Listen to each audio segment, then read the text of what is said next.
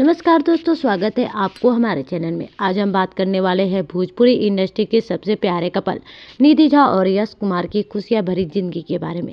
जी हाँ, उनके घर लक्ष्मी का आगमन हुआ है। दोनों माता पिता बन गए हैं और इस खुशखबरी से फैंस के बीच खुशी की लहर दौड़ गई है। दोस्तों, यह खबर खुद यश कुमार और निधि झा ने अपने सोशल मीडिया पर शेयर की है। उन्होंने अपनी छोटी सी परी की एक प्यारी सी झलक देते हुए लिखा, हमारी जिंदगी पूरी हो गई, हमारे घर लक्ष्मी आई है। बता दें कि जैसे ही बेटी के जन्म की खबर सामने आई, फैंस को एक्टर्स और भोजपुरी इंडस्ट्री के बड़े बड़े स्टार ने कमेंट करके बधाइयाँ दी। निधि और यश के परिवार में खुशी का माहौल है। घर में मिठाइयाँ बांटी गई, सबके सामने सच है लक्ष्मी आई है।